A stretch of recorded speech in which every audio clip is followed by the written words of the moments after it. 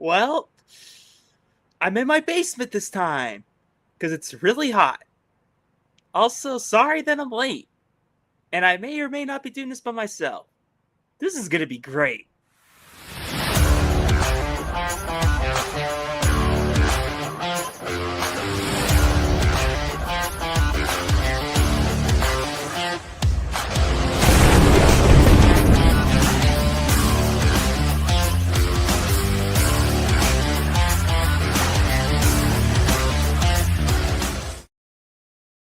Welcome to the DQ Frenzy, where we have chill vibes and cold takes. And breaking news: Quinn has arrived in this episode. We didn't know if he was going to show or not because weekdays are busy to record due to his work, but he is here and he may or may not be driving. But he's a safe driver, right? So Quinn, fresh in his good old Buick car, is here. Quinn, you drive it safe? All good? Of course, the safest driver out there. Hi, guys. Absolutely. So Quinn will be looking at the road, not the audience, because if he looks at the audience, that'll be dangerous. But yes, like I said earlier, the video, apologies for missing last week. Our video came back to bite us in the ass of joking that we'd miss. Turns out we do a week later. So we missed a lot. So we got to talk about a lot. And the first piece of news, pretty much the only NFL news we have because the rest is like NBA World Cup, which is crazy. Oh, and hit the intro too. The DQ Frenzy News.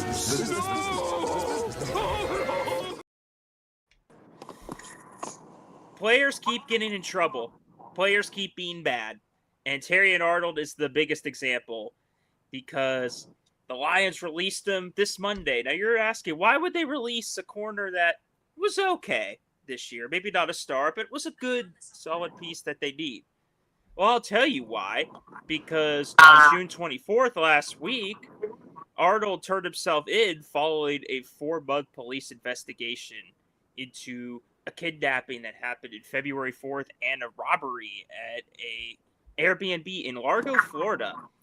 There's apparently $250,000 worth of cash, designer bags, $80,000 necklace that was stolen, and Arnold and his associates wrongly braved their private driver, when it really was him and his buddies.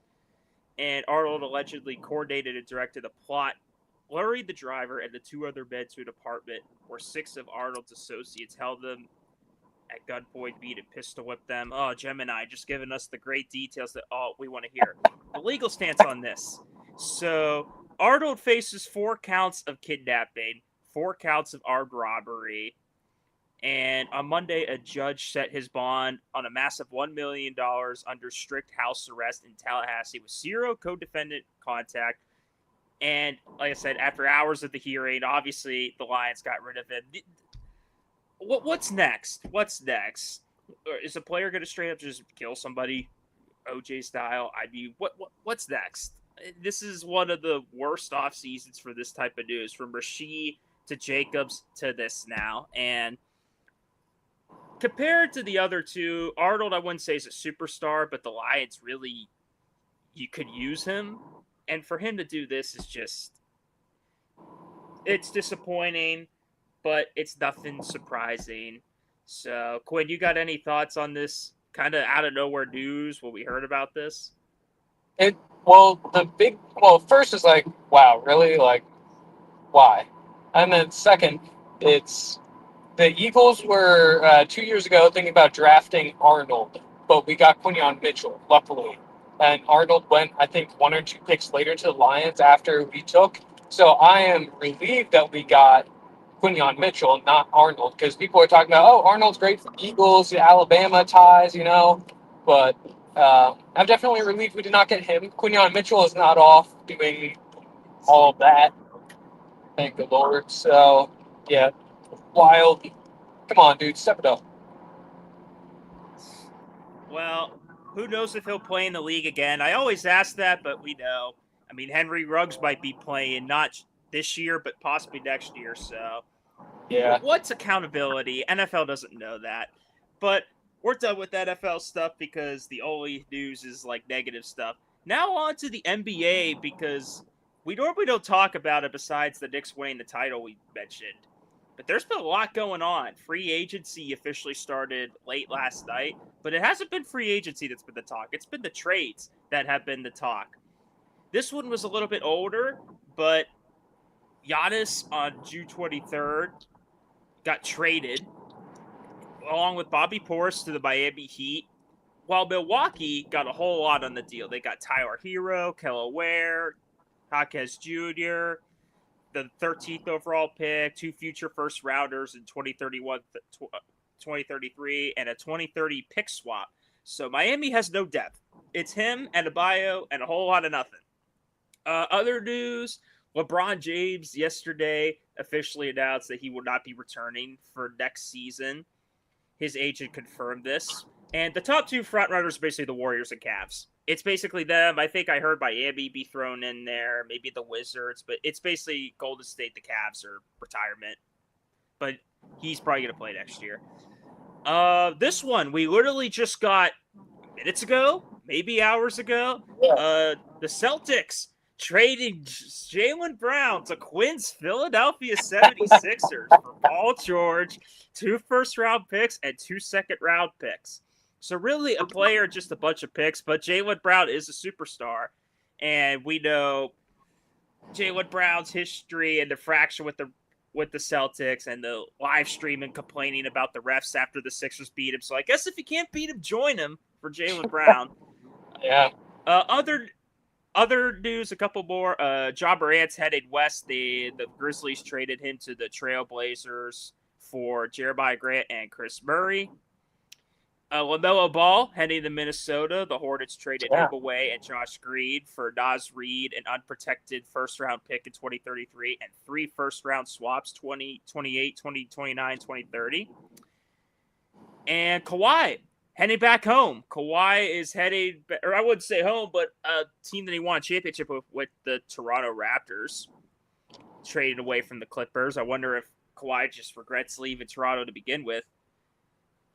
And that's about it for moves. There's probably I think there's a couple other free agency moves, but they're not big names. But a lot of big names heading to different places. So, Quinn, I know it's a lot to unpack here, but what are your thoughts? I think the Giannis trade we kind of saw coming. And it's interesting he's going to the Heat, because the Heat were competing recently, but I feel like this should give him a good boost if Giannis actually is healthy. That would help a lot. I think it's really interesting seeing LeBron going to another team. It's not that surprising, but it feels like he would have just ended his career with the Lakers, but now he leaves his son on the Lakers and he's going to who knows where. But that's exciting. That's interesting, although it's probably not going to be a huge loss for the Lakers just because he's older and he's been productive, but I wouldn't say their top star. I think they're happy having Luka there kind of taking over. But yeah, and of course then the Sixers, that's crazy because the MVP, one of the MVP front runners from this year, and some people think it's a great trade for the Sixers. A lot of people are saying it's a great trade for the Sixers, terrible for the Celtics. 2 firsts, a little high, but also I come from the land of NFL where that's like crazy. But in the NBA, I feel like it's a little less so. I mean, it's a whole weird draft lottery, so I think that might make it the picks a little less valuable. I mean, we've been doing pretty well with the picks considering we got Edgecombe, and 2 years ago we got I forgot his name, but the guy we traded away to the Thunder recently. But we've been doing well with the picks, but hey, this is exciting. I mean, we get out of Paul George's terrible contract, which is great. Needed. But I think it's definitely exciting, definitely gives a boost to the team. We also signed another guy. I don't remember his name. He's a big white dude with a beard. Good defender. He can knock down some good shots at crunch time too, so that's good. The team's looking kind of promising for next year. It's kind of exciting because now we have a, I guess, bona fide star. Because I mean, in my mind, Brown isn't the absolute superstar, but it seems like he certainly can be. We're all the talk in the Celtics, the Sixers series in the playoffs was oh, look, can Brown be the one guy on the court that makes all the plays when Tatum was out? And he wasn't able to carry the team on his back, which is not as good, but we don't need him to just fully carry the team on his own. We have plenty of guys that are exciting, make shots. So yeah, that is great. Really excited for that. And then yeah, I just saw Job Morant getting moved to I forget where, but that's just interesting because he had the whole issues with the live streams. We'll just say that. So interesting there, but Mhm. I will mention two briefly that I have to jump off. But I looked at the soccer game between Belgium and Senegal. Senegal was up 2 Update, nothing. update. 18 minutes, or sorry, with at 80 minutes, Senegal was up 2 nothing. And then the 86th and 89th minute, Belgium got 2 goals and tied it up. Went to double overtime. Belgium won 3-2. That is insane. That's good stuff right there. That's what people want from the Well, World poor Cup. Senegal. Yeah, Poor poor Senegal. Senegal. The European countries have not been doing well, so it's about time one of them stepped up. I didn't No. think it would be Belgium, but hey, kudos to Belgium, right? But And the winner of US Bosnia will be playing Belgium now. So yeah, that's official. Thank you, Quinn, for the breaking news here. Now get out of your car and go and get yeah, ready to be on a better camera. Good safe driving, Quinn, yeah, always. But for my thoughts on these moves, I mean the Giannis one, I think Quinn nailed it right on the head. Pretty much we knew he was going somewhere. Miami's not what I expected. There are a lot of other teams that were in the market. And I love it and hate it at the same time. Because, of course, him and Adebayo, great duo. And, of course, maybe even with the lack of depth, maybe your draft picks could pay off. And the draft was this week. I'm not going to sit here and pretend like I know much people in the draft. I don't pay attention that much. So sorry for that. You'll have to go to better experts. But what I do know is Miami's got no depth. And that's what you sacrifice when you get a star like this. So you have to hope it pays off. And from what we've seen in the past, it seems like the more complete teams that were more depth centered win. Now, we obviously have the superstars. Jalen Brunson's a superstar, won a title. Jokic won one, SGA, but they all got good pieces around them. So Miami's playing a risky game, especially getting rid of a fan favorite like Hero as well. So we'll just have to see what their future holds. LeBron, I think he's most likely going to be a Warrior. He said for years on podcasts he wants to play with Steph.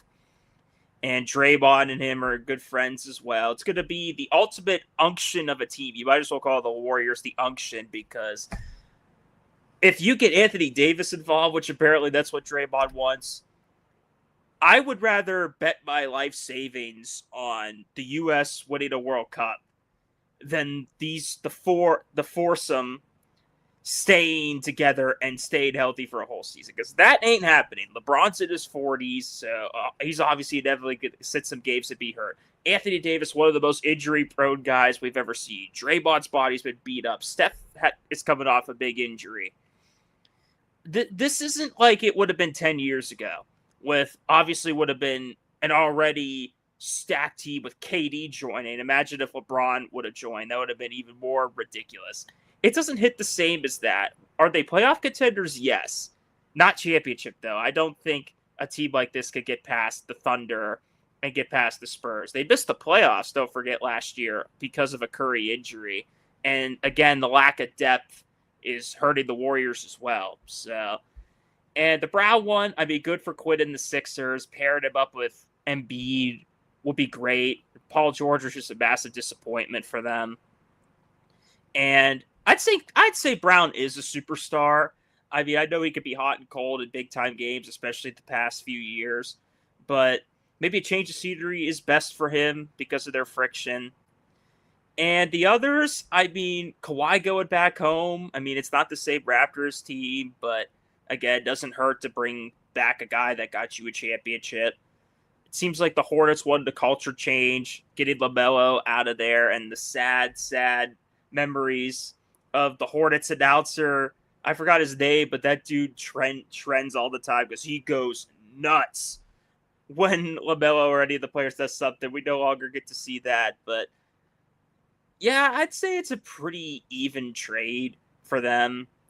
I mean, obviously paired LaMelo with Anthony Edwards, pretty good duo. We'll see if Minnesota can finally get over the top, but one of the crazier off seasons we've had, even if some things were kind of inevitable, maybe most of these moves because of the situations they were in. It's still crazy, especially the teams that they land. So LeBron's kind of the big one. We'll have to see where he goes, and just what viewers want. They want more LeBron news, and also too, we got to ask how will this affect LeBron's legacy, as always. But time to go over the World Cup round of 32, and to start with, when we last recorded, I believe we were like halfway through the group stages. There were some of the second games. There was, and then we didn't record. There was like the third set of games. There were some really good games and some wild finishes at the last minute, but whoops, switch it to the round 32. Like Quinn said, for breaking news, Belgium did beat Senegal 3-2. But man, I wish he was here for this. I guess he's still setting up his computer. But Germany, what are we doing? What a collapse. Probably the biggest shocker in this tournament. One of the biggest shockers, probably since I'd say Saudi Arabia beat Argentina last time. That's the last big upset I can remember. But after a 1-1 draw throughout extra time, they shocked Germany in a penalty shootout that went back and forth, but they ended up winning 4-3 in PKs. And it is Germany's first ever loss in a World Cup penalty shootout. Announcer jinx. The announcer literally said right before it happened, Germany's never lost in PKs in a World Cup. Should have known there that they were going to lose. Insane. They dominated the whole game. Paraguay's literally had a couple of chances, including the goal they had. They just were sound defensively. Germany missed out on their chances. There was a controversial goal that got called back where apparently the forward bumped into and pushed into the goalie on a set piece. It's kind of ticky-tacky, especially that they reviewed that. It felt like the keeper was kind of selling there, but I don't think Germany should just be blaming that for the loss. I feel like there's a whole lot of other chances throughout the game that you need to capitalize on, and that's what happens when you're a team more known for defensive structure rather than attackers. The team that's got the most powerful and stacked forwards and goal scorers is usually going to get you through. Germany really doesn't have that. Not to say they don't have good forwards, but compared to teams like France, England, Brazil, I'd even say Norway's up there, Argentina, what have you. Germany's just not on that level, and that cost them in this game. And yeah, to get out of the group stages for the first time in forever, just to do that is insane. We also had nearly another upset. Japan almost shocked the world, but Brazil just narrowly escaped in Houston. Martinelli scored in the 95th minute of stoppage time. Japan kept up well. It's a shame for them. You felt like they had it. Felt like they had it in their grasp, but Brazil got it together. There are a lot of these games where like the big time teams had a lot of chances, couldn't score, and then got it together around like the last 20 minutes of the game. That's kind of the theme here. Canada making history. They were kind of dominated against South Africa, but it didn't matter because another stoppage time goal, get used to hearing that, won them the game, registering their first ever World Cup knockout stage victory. France put on a clinic, probably one of the only teams that really played up to expectations, dominating Sweden 3-0. Mbappe with 2 goals. I mean, just obviously incredible. I mean, they were my mind pick. I mean, in my heart, I want Ronaldo to win, but because I sure speak would love me for saying that. But France, I think, would be my pick to win it. Who knows? England.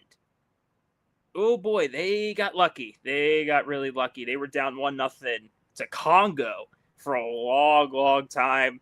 Again, having many chances, but missing out. But then Harry Kane just had to take over because he's that damn good. Scored 2 of their game-winning goals to win 2-1. Another 2-1 game was Norway against Ivory Coast. Another game that you felt an upset's brewing. And then Holland took over with 2 goals to win it. So, yeah, the U.S. and Bosnia is tonight, and the winner will face Belgium. And all the World Cups have been good. I mean, obviously, with all the teams in it, you're going to get great games. But this one in particular, I feel like we have really gotten some wild endings. We've had a few PK games. We've had a lot of stoppage time goals. We've had a lot of comebacks. We've had a lot of upsets. We've had a lot of almost upsets. I mean, I expect even better from the round of 16 going forward. And speaking of, I got the updated bracket. So Canada and Morocco will play on the 4th of July at 1 o'clock. Paraguay and France will play at 5 o'clock. I wish you the best of luck, Paraguay. Belgium will play the winner of our game on the 6th. And then Brazil and Norway will be playing on July 5th at 4 p.m. That'll be a good game. And then Mexico plays England on the 5th at 8 p.m. And then there's a few games to be decided.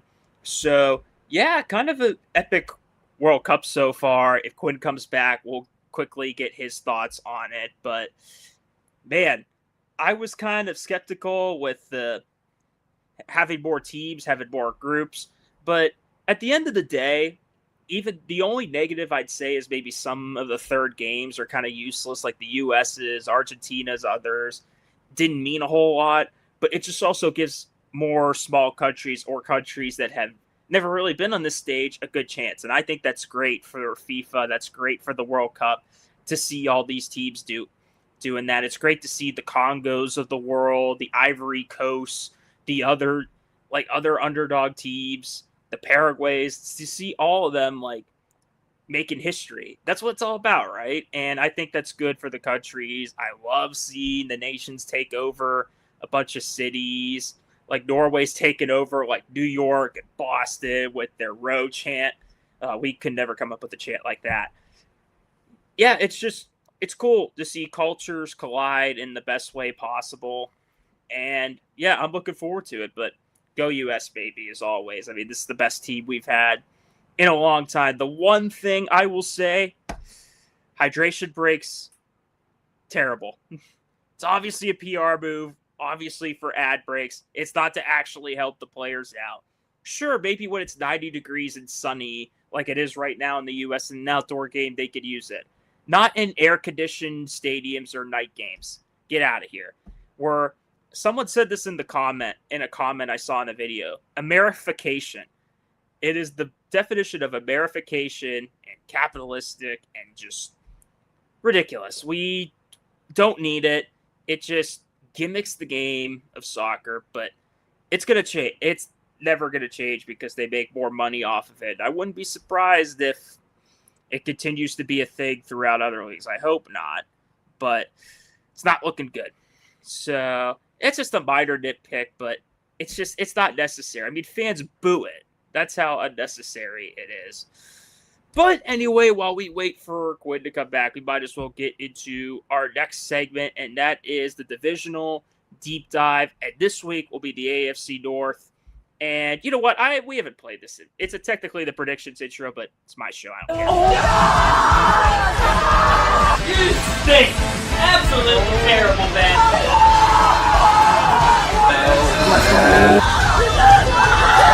You're so stupid it hurts.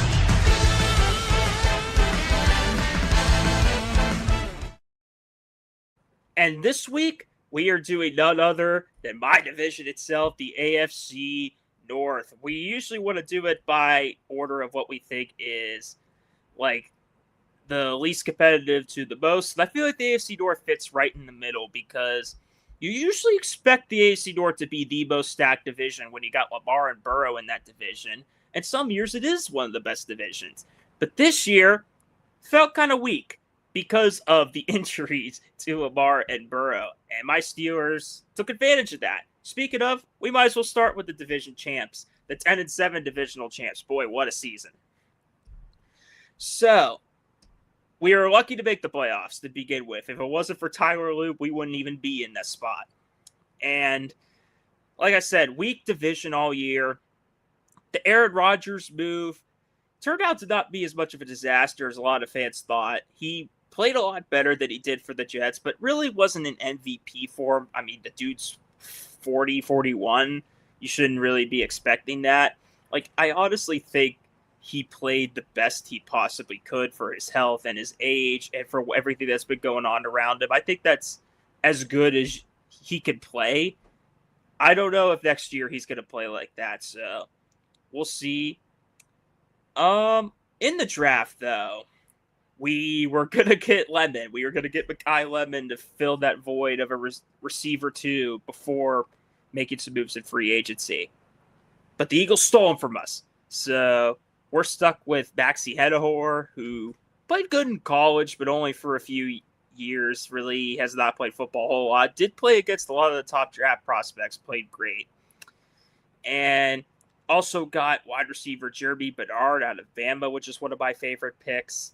We also got the trending Iowa defensive tackle, which, boy, he just screams Pittsburgh, doesn't he? He just screams Pittsburgh. His jerseys are going to be selling a lot.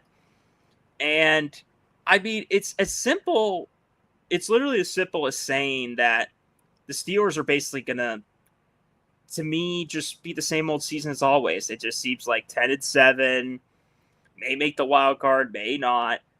They improved in some aspects. I feel like wide receiver, they massively improved with getting Pittman, and I believe Bernard's going to be a great pick. Hopefully, these receivers can stop being wild personalities and just play football and not get in weird trouble. Ehenahor, are they expecting him to fill the shoes of a lineman right away and start? I don't know if that's going to happen or not. I'm very concerned about that, especially if Broderick's injury is worse than we thought and he can't play. He might have to fill in right away.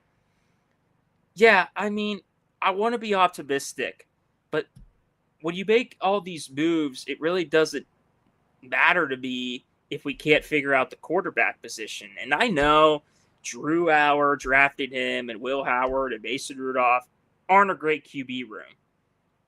But do we want to be great?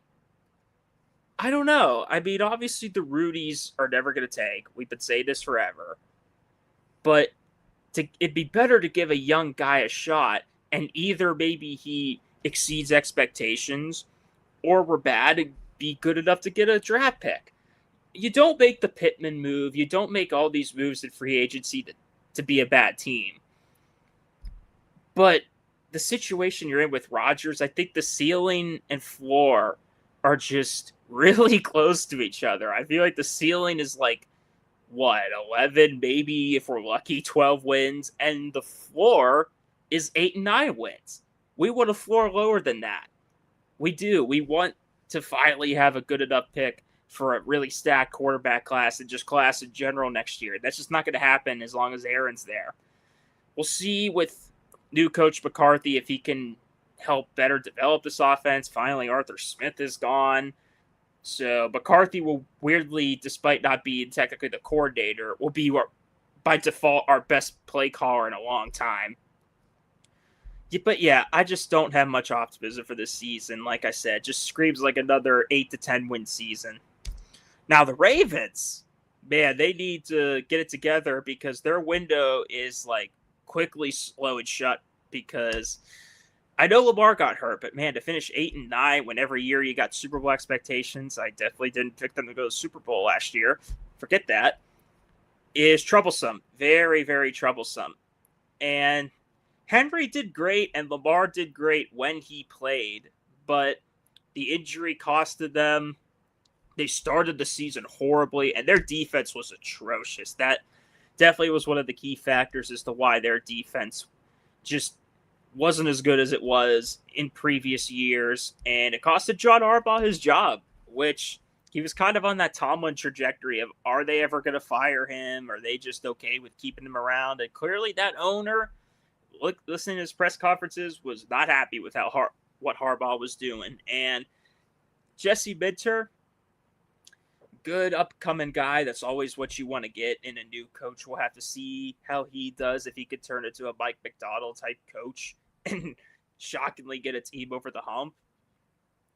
But yeah, weirdly enough, in the draft, obviously they focused on more like defense, especially edge rushers. They did use a guard Ione, because Vega Ione out of Penn State, kind of a guy I wanted to go to the Steelers. Obviously, they want to protect Lamar and prevent these injuries from happening, which makes sense. Zion Young they selected, who's known for his explosiveness in the second round. And really, the Ravens, despite the defense being bad, I mean, injuries were a big reason too, because it seems like every year their whole secondary gets injured at the end of the season. But it didn't play up to what it usually used to do in the past few years, and I feel like that's the big difference. You can't wind the offense to do everything for you, so it seems like the Ravens are trying their best to do that. The lack of receivers is still appalling to them. I just don't know. The Ravens are a big question mark team where if Lamar's there, I mean, they should be better than they were last year, but you never know what you're going to get, because they do have these years every now and then where they shockingly miss the playoffs. So it's hard to predict. This division in general is hard to predict. The Bengals, another disastrous season, another quarterback injury. They went 1-8 without Burrow, which is not a surprise. And yeah, they kind of did a little better at the end of the season, but it really didn't mean much at all. And again, the defense, probably the worst defense in the league, again, is a big weakness. You think Baltimore's was bad, you should see the Bengals. And they got Dexter Lawrence to try to fix that, and some other pieces on defense as well. At least they're trying to do something for Burrow. I get it money-wise, it maybe didn't help that extending Chase and Higgins and Burrow kind of left them limited, but it also felt like the Bengals front office was lazy for years, thinking they didn't need to pay for a defense, that the offense was enough. Well, it's not. So in the draft, they prioritized, obviously, defense. Cassius Howe from A&M should be a legitimate pick to kind of replace Hendrickson and be alongside Lawrence. The offense is just fine, really. Like, the offense really didn't have to do much. Maybe the line, Burrow maybe needs some help there because, again, gets injured every season. But all the Bengals need to do is have a healthy Burrow and a passable defense, and they should be back to playoff status. They haven't made the playoffs in 3 years, which is hard to believe because that team is in the Super Bowl and made the championship game. I don't think Bengals fans after that championship loss would have thought, we're going to miss the playoffs next few years. You would have thought they were a perennial contender, but nope. They have not helped Burrow out. And Zach Taylor, I feel like, should be at the hot seat. Who knows? Maybe the Super Bowl appearance gives him a little bit more tenure than is deserved. I partially blame Taylor for the lack of development in the team, getting over the hump, but I mostly blame management and ownership for being cheap, lazy, not wanting to get defense. So they finally have at least a passable defense. So we'll see what happens to them. I could see them as the favorites to win the division. I mean, if you look on paper, they're probably the best team in the division. But again, AFC North, highly unpredictable, especially when they play each other. And then there's the Browns. Oh, man, do we even need to talk about that? Garrett broke the record. Shador's a Pro Bowler for some stupid reason. They're already looking to trade Shador. That's it. But guess what? Garrett's gone now. And Verse, great player, but not on Garrett's level, so the defense is going to suffer a little bit. I still think the defense should be good, but when your offense averages under 20 points a game, in fact, all the way at 16.4 per game, you're going to be a bad team. And it's weird. They drafted Gabriel and Sanders, but never really had confidence in them. Do you guys even remember that Joe Flacco played for the Browns to start the season? No, you don't, because he went to Cincy and looked 10 times better. Ugh. They had their QB at Baker. I know we've been saying this forever. I know Baker's not an elite, I wouldn't say top 10 quarterback, but man, Cleveland had him and they panicked over a bad season that he had that he shouldn't have played because of a bad shoulder, and they cut ties with him for a guy that I can't believe I'm saying this is probably going to start next year in Deshaun when it's not deserved. Not even just because of obviously what he's done in the past, but he's not a good quarterback anymore. You can excuse the beginning of his Browns tenure because of the suspension and injury, but even in like 2023, 2024, he looked terrible. And the fact that they're going back to him, listen, I know career revivals can happen. Darnold makes the possibilities endless, where now we can maybe see if someone can redeem their career.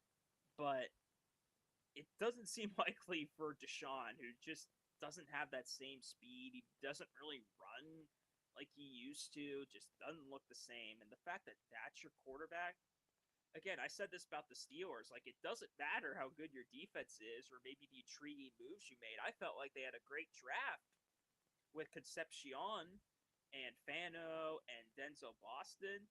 Great picks. Possibly a pretty decent team.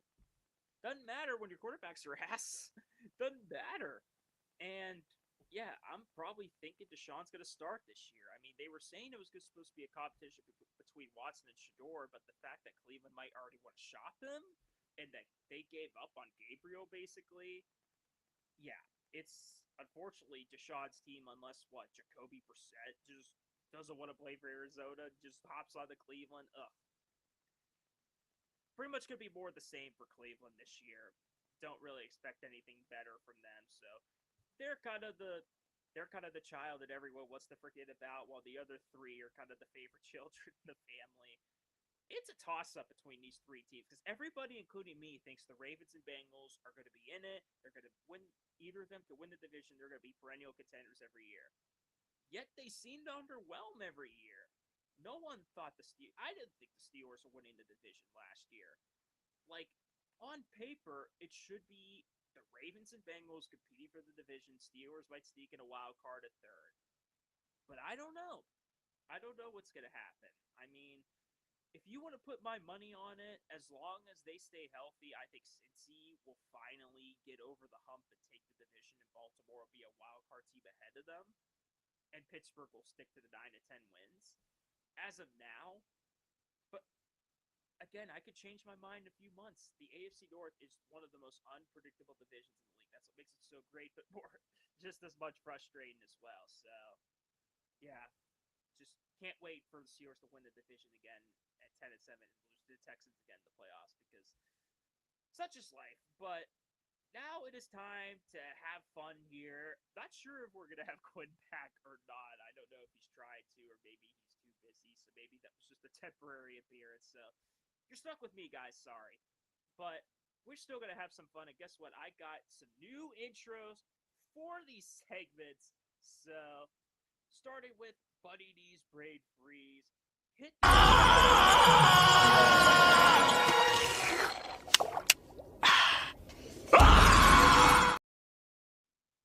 great 240 peak quality though in the intro, but that is your new segment from now on for Buddy D's Braid Freeze. For those who don't know, it's two completely insane facts straight from me, definitely not Google Gemini, that no one would have possibly known, that I give every week.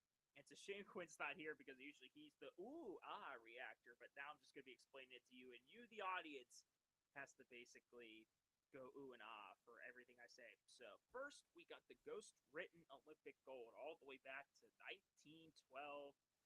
American executive Walter Winans won an Olympic gold medal for a sculpture titled An American Trotter. However, private journal entries and receipts uncovered decades later revealed that he didn't actually create it. He secretly commissioned an impoverished, uncredited European sculptor to carve the entire piece for him, meaning the first ever American gold medal in Olympic. This is art, by the way. I know Olympics might throw you off, but it's art Olympic. In Olympic art history was entirely ghost written. So, yeah, way to cheat your way to an Olympic art gold medal that should be stripped from him ever. The other one, we got the 35-second NHL career over illegal form. This is 2011. A 21-year-old goalie named Robbie Tallis was signed to a standard emergency one-day contract by the Boston Bruins, who I believe won the cup that year too, which is hilarious because their backup fell ill. He was put onto the ice for the final 35 seconds of the game, touching the puck exactly once.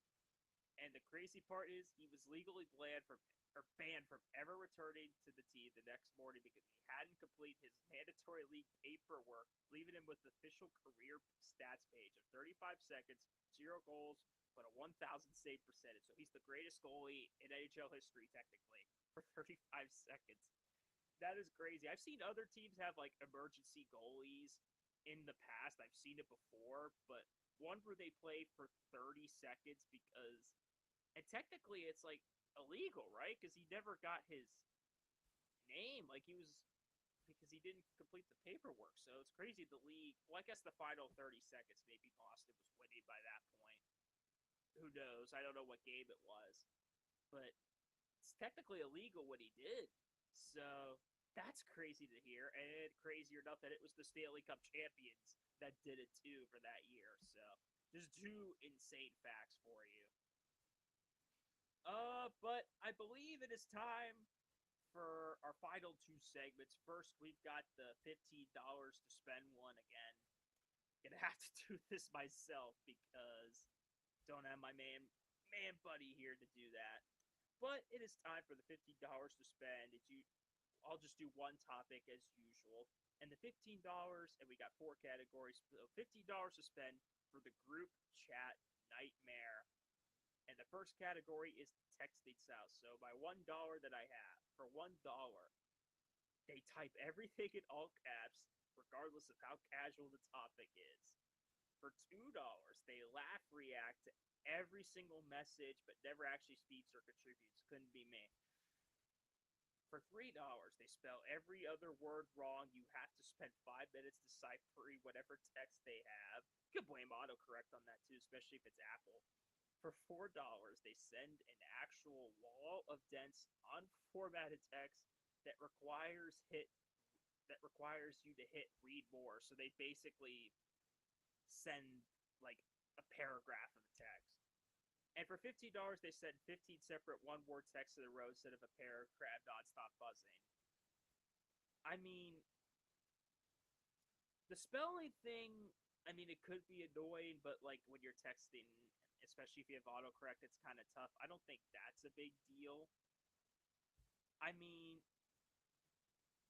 and it's tough. I'd probably go for the $2 one. I was back and forth between the 2 or the 5, but the laugh emoji for everything, every single message you send, and then you never contribute, like, are you even a friend or even in the group? Like, what's the point of that? That would annoy me a little bit.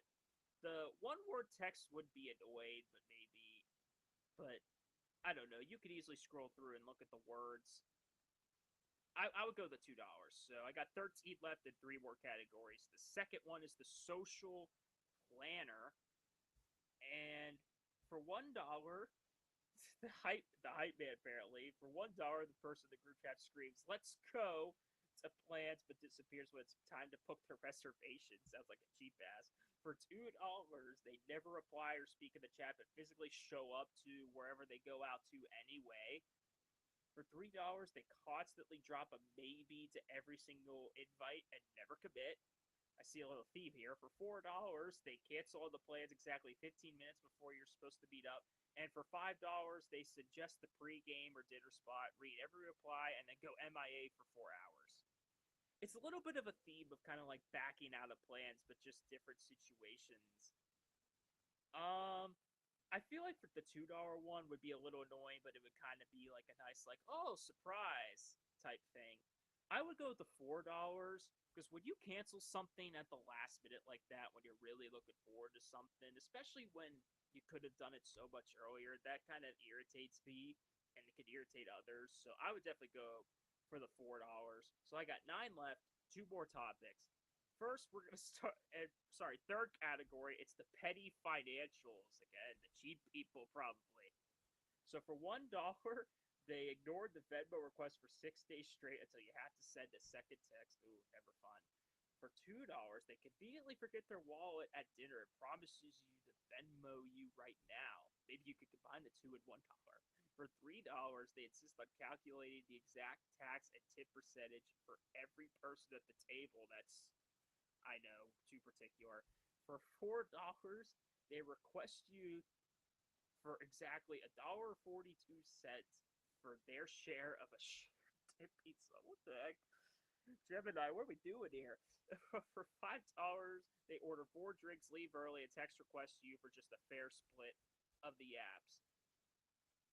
I mean, I would honestly combine 1 and 2 because I feel like they'd perfectly go hand in hand with. They conveniently forget their wallet. They promise to Venmo you, but then they'll ignore you for 6 days, and you have to send a text to them, remind them, "Hey, pay me up, asshole." So, I would combine the 2 with the 1. So that would be 3. So I would have $6 left. So the final category is the content spammer. Oh, I got too many friends like this. If you know, you know. Stop sending me reels. For $1, we got the Spotify DJ. They send album links at 8 a.m. demanding everyone stop what they're doing to listen. You're just a weirdo if you do that. For $2, they constantly link serious political think pieces into a group chat meant for casual banter. For $3, they drop a meme or trend that's completely dead and 3 weeks old. We know how quickly memes die. For $4, they randomly drop out of context screenshots of unrelated trauma into the chat. And for $5, they send 30 video links an hour that require you to open an external app to view. I got $6 left. I'll just combine them again. I'll combine 5 and 1 that send 30 video links. I don't want to see your stupid reels and videos, but like links that require you to open like Safari or something, and yet it has to load. Go screw yourself. And I don't want to listen to your playlist either. So the group chat nightmare is someone that has a laugh emoji for every message, that cancel 15 minutes before events, that will promise to Venmo you, but actually won't for 6 days, and will send you a bunch of Spotify and links where you gotta go external. That does seem like a complete nightmare to me. That would be a horrible chat. And if you have any friends that do that, defriend them. Don't be friends with them anymore. Don't be annoying. All right, time for our final segment here. It seems like, as official, feel like Quinn might just be busy, so apologies for that. Quinn will apologize to you next week, I promise. He just wants to, he's a coward because he doesn't want to talk about his Germany team losing. But it's time for our final segment, which as always is Melt or Freeze. Got a new intro for that too. Melt or freeze. Get the f out of here! Melt or freeze. Get the f out of here! That's more like a quick glitch in StreamYard. All right, melt or freeze. We're gonna keep it a little short this time. We usually do 12, but we'll shorten it to 8, especially because the U.S. game's in a half hour. And as you see from my jersey here, that's got a nice piece of tape because it's falling apart. I don't want to miss it. You don't want to miss it. So, melt or freeze, we got 8 here. So, melt or freeze, watching a movie or TV show with the subtitles permanently turned on, even though your hearing is completely perfect.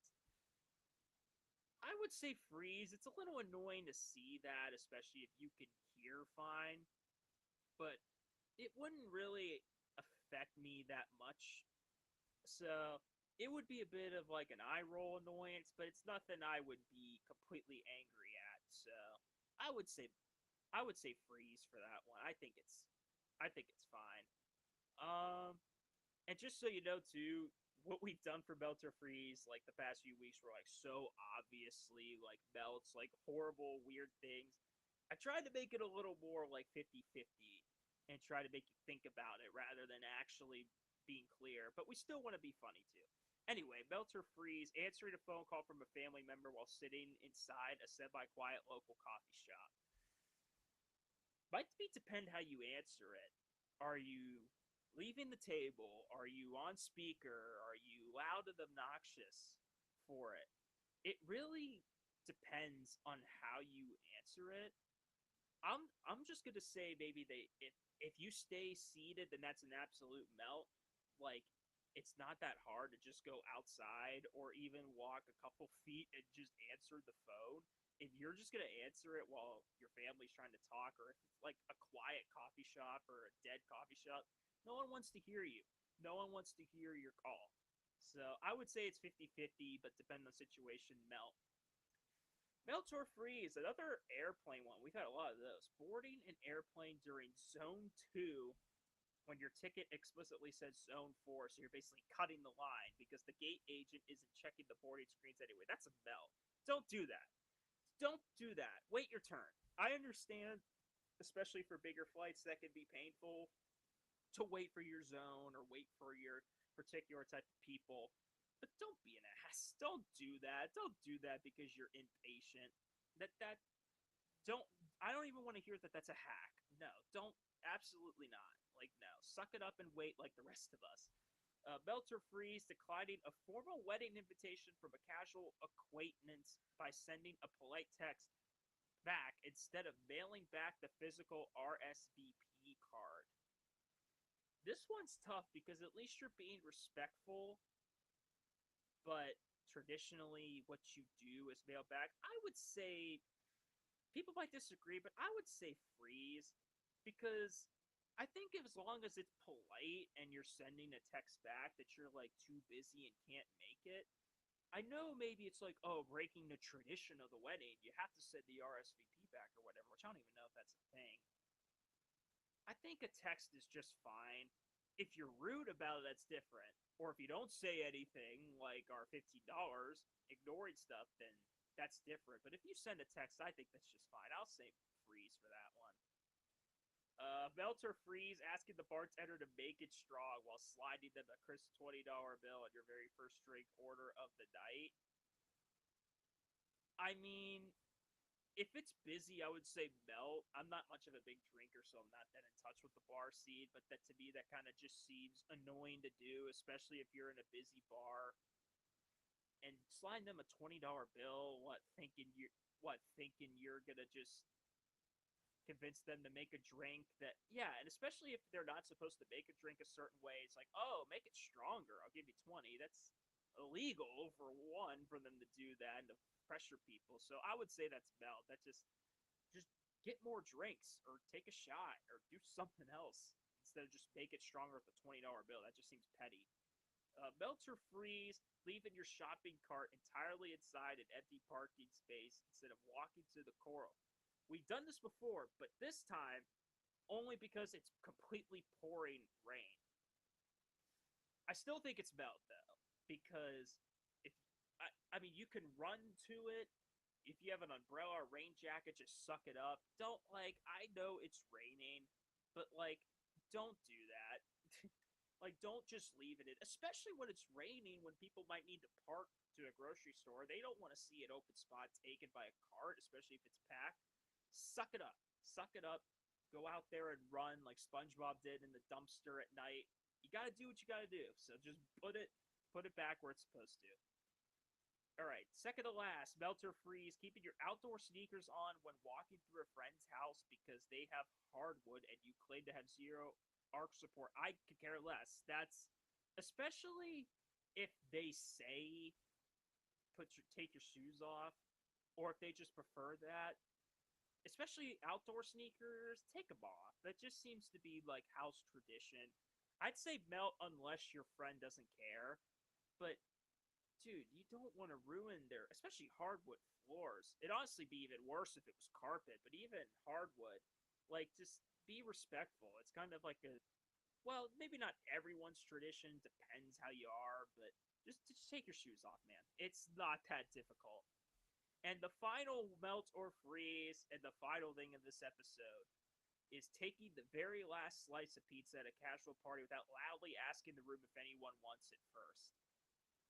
Freeze, I think it'd be a melt and even more obnoxious if you just loudly yell at a party and then take it. Just take it. I mean, it's open for anyone. You snooze, you lose. To me, I mean, unless you're someone else is getting and you steal it from them, I mean, that's completely different. But just taking the very last slice of pizza because you want it, that's fine. It's a casual party. Who cares? I mean, if people are really going to be like that to you, especially the people that are going to be like hard asses and be like, oh, how many slices did you get? How many did I? No, you snooze, you lose it, dummy. You snooze, you lose. I wanted the pizza. I got there first. It's mine. I could see Larry David say something like that. These are very Larry David-esque questions, but yeah, I think it'd be even more obnoxious if you yell like, "Hey, anybody want a slice?" And they're like, "No," and you interrupt their conversation, and then you're like, "All right, just grab it. Who cares?" So yeah, a little bit more freezes this week than Mel's. That's kind of what we want to go for here. A little bit of mix of both, and obviously some comedy. But that's gonna do it for this episode. This lonely episode, except the few minutes I had with Quinn driving of the DQ frenzy, and did my best with it. Hope I don't have to do it again. I want my co-host back, but still an entertaining episode. Apologies as always for missing last week, but we will consistently post lots of news going on, lots of fun games, especially the World Cup to enjoy. So enjoy it. Enjoy tonight's U.S. game. Enjoy the other round of 32 games and the rest of the World Cup. Me and Quinn, yes, Quinn will be back in his dark old room with bad audio quality. Sorry, Quinn, I got to call you out on that. Next week, for Dylan Shields, this is the DQ Frenzy, where we got say the line. Chill Vibes Old Takes. Say it. Say it, guys. I don't want to say it. Chill Vibes Old Takes. We will see you right back here next week. And also, enjoy your 4th of July.